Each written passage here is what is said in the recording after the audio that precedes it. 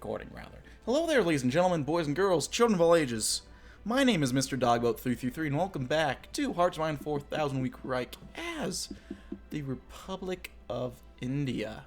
Now, in the last video, we started working on our little conflict with Kashmir and Jammu.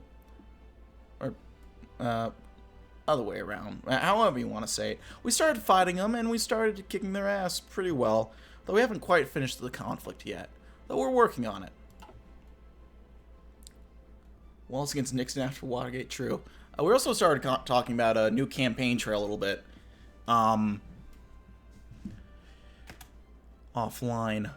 Or in between videos. I also mostly fixed the nosebleed I started in the last video. Beautiful. Although I have a little bit of toilet paper right next to me, just in case it goes horribly wrong. Meanwhile, we're going to go ahead, do an edit mode here.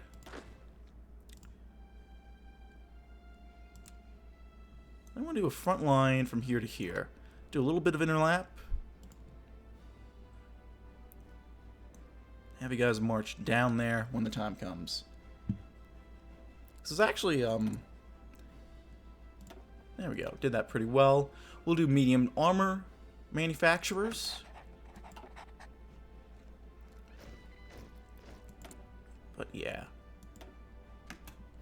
You can also get working. We only got wartime fighters right now. Although I think we're working on, yeah, we're working on fighter ones right now.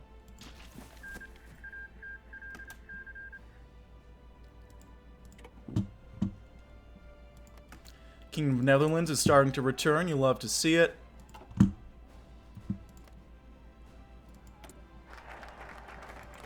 Chinese and American variants. Let's get these guys there. We'll place a Heydrich next in 1000 Week Reich. He's an interesting way. I don't know if I don't know yet.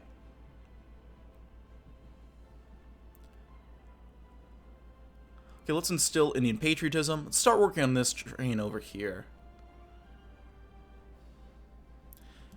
So Indian cinema is filled to the brim as film shows stories of cotton weavers overthrowing their oppressive British masters. Factories churn day and night as their workers hum the national anthem. The markets shriek with life, celebrating the messiness and vitality of national spirit. All across India, the saffron, white, green flag is raised. Everywhere it blossoms, heads turn to follow it. The Indian nation stands united strong against all who would dare to oppose it. Jai Hind. The top is supposed to be saffron? Okay. Always thought it was orange, white, green. I guess it's saffron. I guess it sort of makes sense, because the normal German flag apparently supposed to be red, black, red, gold, not black, red, yellow. Try a new campaign trail real quick while the stream is running too. Go for it. If I am gonna play 1000, I got them both mixed up again. Dang it. I want to play. I can think of the name. I was talking about just now. I was gonna play the 72 mod for it, where it's George Wallace against Richard Nixon. Can campaign against Woodrow Wilson in 1916, because fuck him. Very based of you to do. Go for it. Because there's a 72 mod where you can play as George McGovern versus Richard Nixon, but you have to just fucking RNG. You have to know all the proper events to even have a shot. Because George McGovern, nice guy, bless his soul, he had no fucking chance to win that election. No chance. And the game mod reflects that. I mean, in real life, he won Massachusetts, DC, and that's it. Every other state went to Nixon. He ran that bad of a campaign. So construction too. George McGovern is actually a bit, or George McGovern. George Wallace is more competitive in the mod. Probably, as he probably would have been more a real life. And it's around the time after he got shot. he sort of had a turnaround on the whole segregation thing. Became a lot more... He described himself as a race moderate. It was just more not racist, to best describe it. And so there's an interesting dynamic in that mod where you have to balance the old school view of you, where you're in your Dixiecrat base, with your new views and appealing to the more not pro-segregationist factions of the party. It's actually a really cool balance. Like, you can go full-blown into it, or you can side with the McGovernites, and that'll completely reverse your popularity, where the South hates you, but the North is more friendly to you. It's pretty neat. I think I'm going to play New Campaign Trail one of these days, honestly. Let's address the people. Not that we need more political power, but we might as well. People and soldiers of India, now that we have won our freedom by blood, we must prepare to preserve it through the force of our arms. The nation must be run like a smooth machine, working towards a common goal, and key to this is the cultivation of a national identity through faith in the Netaji. A well-positioned propaganda apparatus and the building of loudspeakers in every village will ensure that, as the leader brings us into the future, we shall be ready to hear his every word. There we go. I think we said 75 factories for Pakistan. Although, do I want to do that? I think it was 75 for Burma, actually. So it actually gives us a little bit of time. Ending of Hydrix Little Airport. Funny you mentioned that. Americans on TikTok make me cringe so bad. Complain how hot taxes in Europe be so high. Why? Because of you. Yeah. I shouldn't comment on that too much right now, actually, because this is going on the main channel, and I try not to be partisan too much on that. But you know, you're speaking a lot of facts, and I can't refute any of them. I'll put it like that.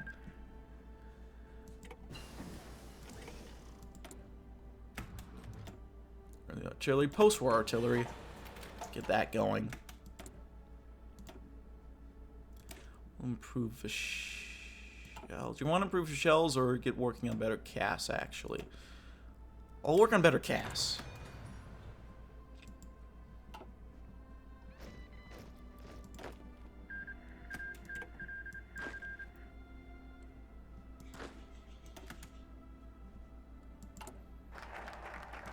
Trust the people. Next, let's go ahead and do...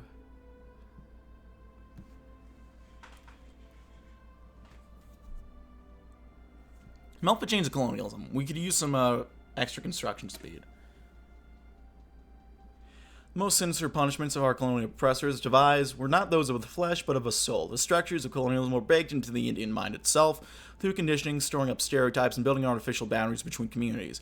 With the literality of India in hand, we shall begin to correct this vast and monstrous crime against the Indian people. Already, studies have begun to develop our historical understanding of community life under the British yoke, and the divides which once separated Muslim and Hindu and rich and from poor are being torn apart under the guidance of the state.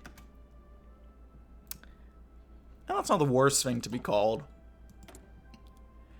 Usually the go-to line, if you're somewhat left-wing, you get called a socialist.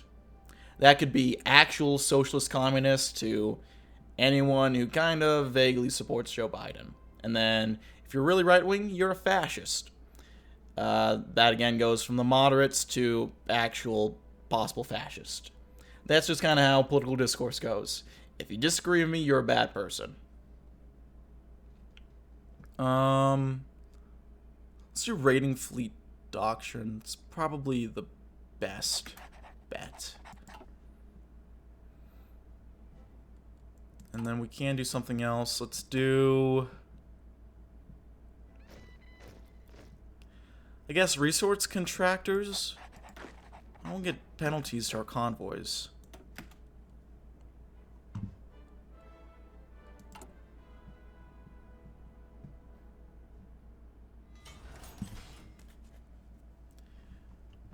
One thing I do want to say about the focus tree, that would be nice. They have a generic industry tree, which I guess is fine, but they also just... India needs a lot more extra factory slots. They really do.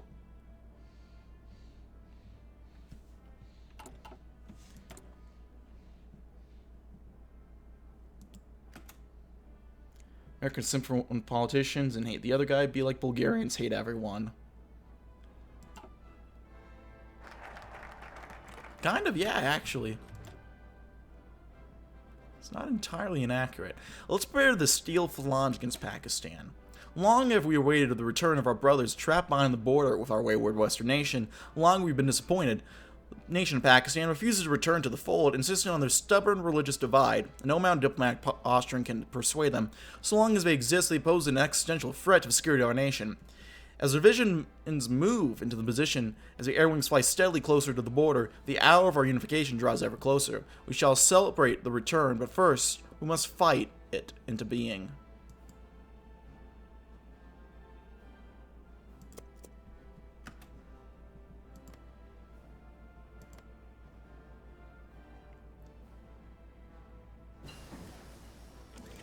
Fighter 1s.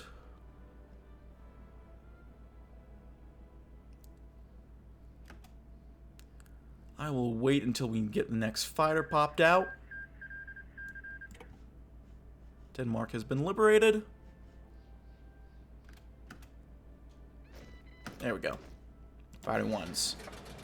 And then let's get some more resources. Trade with the French a little bit. Let's trade with the Americans next. We got that going. We're working on these as well. Let's work on... Recon companies are a safe bet.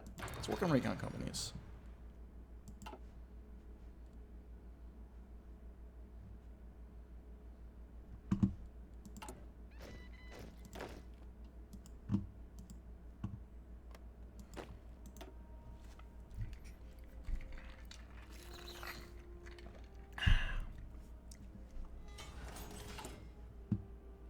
Why do we want to do war propaganda against the U.S.?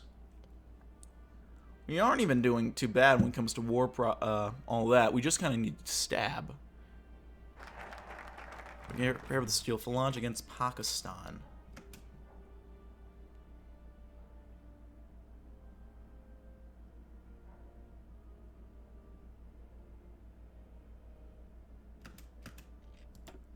Okay.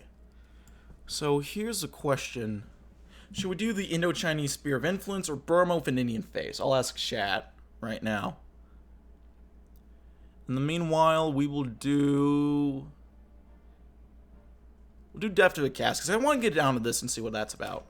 Some mistakes we can attribute to the colonizers' blueprints, but some we cannot. Chief among these mistakes is the caste system, separating Indians of common blood and cause based on arbitrary heritage. Even now, the streets of Delhi are not safe from the occasional demonstrations caused by accusations of caste mixing marriages. This is an abomination, and we will work to fix an immediate abolition of caste system, followed by widespread criminalization of caste-based persecution. We'll lay the groundwork for real change. It will take much time and energy, but soon we will build a truly free India, an India that's equal and fair to all, not just the Brahmins. Go for Burma, I guess. I think either way we can go to Burma. Go for Burma. But it would be kind of neat to have a faction with China, because I think that's what that opens up. I think. I'm not sure entirely.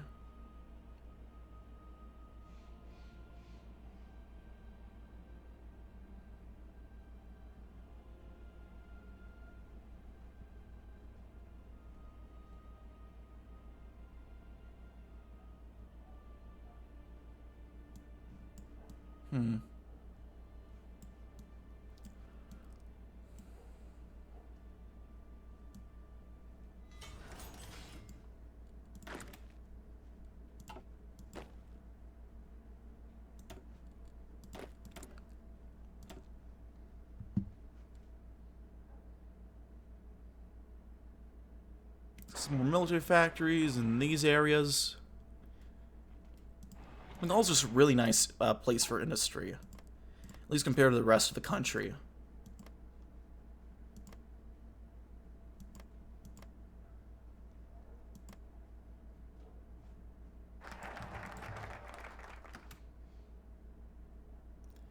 Go has nothing. Deaf to the casts.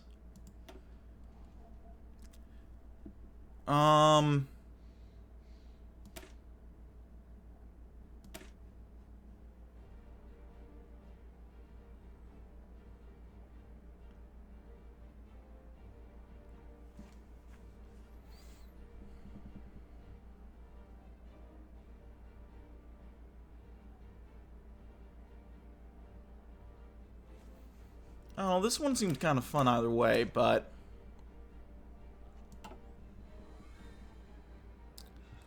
let's do this real quick. The Small Book of Subhasism. How should a revolution be secured in the hearts of its people? The answer, obviously, is literature. Words can capture loyalty faster than 100 guns in the same time. And so we shall encapsulate everything Netaji has said about the building of a united nation, faith, and land in a book that can be readily transmitted to the masses of India. As we are united in body, so too shall we be united in the values that build our state. With strength to bear arms against foreign tyrants, with strength to keep the values old and new that are our birthright, the strength to keep the nation first. All these shall be features of Indian soul long after our leader passes into eternity. Let the land he fought to build bear his legacy. Let India be free forever. Sounds a little red booky.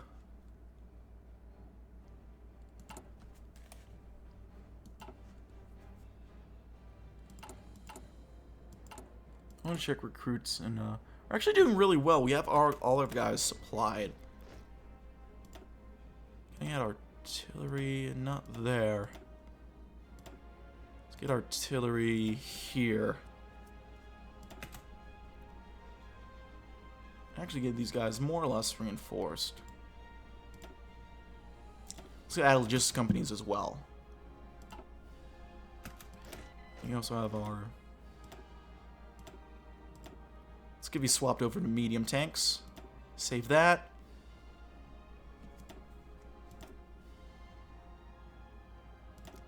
Get some infantry.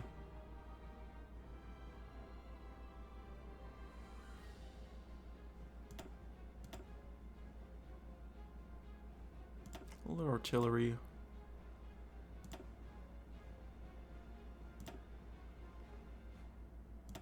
It's really kind of dicking around with tanks right now.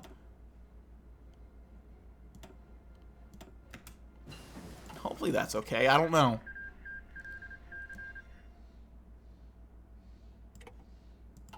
And there goes Germany.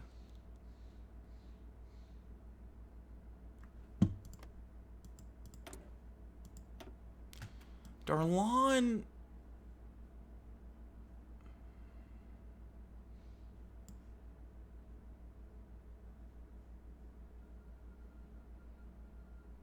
Yeah, Darlan is the one who could be, pro-West, it looks like.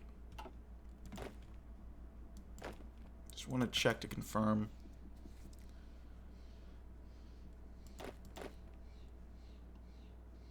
A lot of these guys are still, greens, actually. Got construction. How does that help with our factories? A little bit, actually. So we got Hyderabad has some decent slots. This area is getting some decent slots. Bombay has decent development. Delhi has decent development, or factory slots. Kashmir is actually not too bad, though the infrastructure could use some help.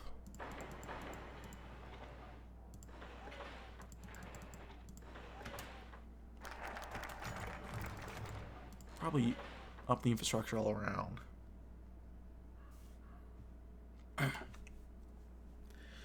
Prime Minister Subhas Chandra Bose has been working away for months behind the scenes. When not managing matters of government and state, it appears the loved post-colonial leader has labored to provide a firm ideological spine to his new government. A long advocate for patriotic, autarkic, anti-imperialist, and pan-Indian ideals, Bose has today announced that he is taking the initiative to author a text which will soon rival the giants of the Communist Manifesto and Mein Kampf. The quotes and teachings of Subhas Chandra Bose, known colloquially as the Little Blue Book for its colored cover, is a collection of the various speeches and ideas of Bose which it hoped to unite the country by solidifying its national ideology. Already, the printing presses work overtime to keep with the demand for the new book. governmental support of Boza's government have been peppering Boza's courts into their appeals, and groups of dedicated and radical youths have picked up on the trend and seek to implement Boza's teachings into both their political and social lives. Though detractors see this as a blatant move into authoritarianism by the Prime Minister, and seemingly fear the radicalization this might encourage, especially among the Hindu population, it will, if nothing else, bolster Boza's already sizable support base and ease his future political projects. For now, a blue sky stretches over India. So it goes from one culture to one people, to one culture, one people, and one buck. Extra war support and extra factory output. You'll have to see it. And, I think with that, ladies and gentlemen, I'm going to leave that there. So all the YouTube people, thanks for watching. Like if you liked it, disliked if you didn't. Comment section down below if you have any comments. Links are down in the description below if you want to check out my various links. And yeah, that's it for now, ladies and gentlemen. Thanks for watching, and I'll see you next time. Bye-bye.